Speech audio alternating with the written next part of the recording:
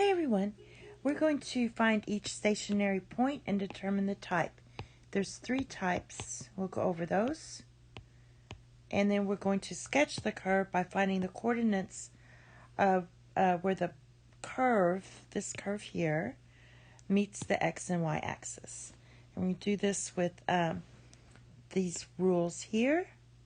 The 3 types of stationary points are either a maximum, a minimum, or a point of inflection, which would be here. It means where it stops, it's concaving up a bit, then it's concaving down. So that would be a point of inflection. So what we're going to do is just follow these steps. First, we're going to find our derivative of y with respect to x and set it to 0. So the derivative of y with respect to x equals 2x minus 4. Set this to 0 and you get 2x equals 4, so x equals 2. So x is 2. If x is 2, plug in 2 in here to find your y. So that's going to be 2 squared minus 4 times 2. And that's going to give you 4 minus 8. And that's negative 4. So now we're determining if this is going to be a min, a max, or a point of inflection. And the way you do that is you take the second derivative and set it to 0 with respect to x.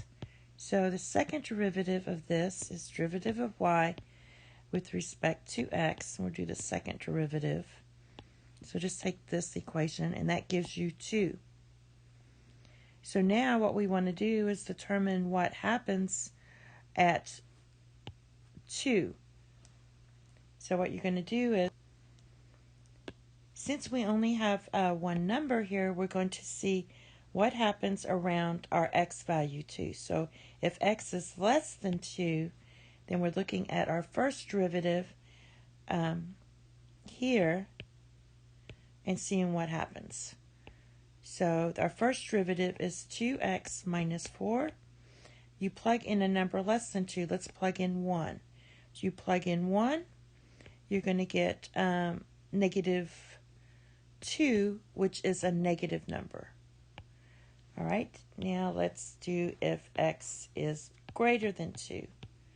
So derivative of y with respect to x, 2x minus 4. Now, if I put in a 3 in here, say, this is going to be positive 2. So that's going to be positive. Since we're switching from a negative to a positive, that means it's going to be a minimum. So, for example, here, this is our minimum. This is a negative slope gradient to a positive. So that means this point here is a minimum. Now let's solve for our x and y intercepts and see what happens there. So for our x-intercept, y is 0. So let's look at that. When y is 0, let's factor an x out. You get x minus 4. So that means x is 0 or x is 4. So we have both of these. So we have 4, 0 and 0, 0. Also, if your x-intercept is 0, 0, then your y-intercept also equals 0, 0. Or you could just plug in zeros in here in these x's and get 0. All right. So when you graph it, and then I did a little diagram here of the minimum points. Here the gradient is negative. We discovered that on the other side of 2.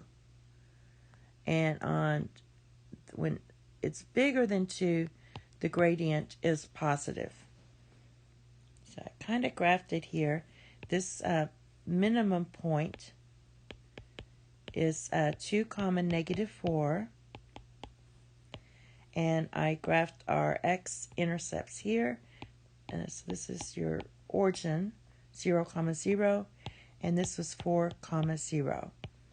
This one you really don't need to check with the calculator unless you want to. And that's it. Thank you. Have a nice day. Bye-bye.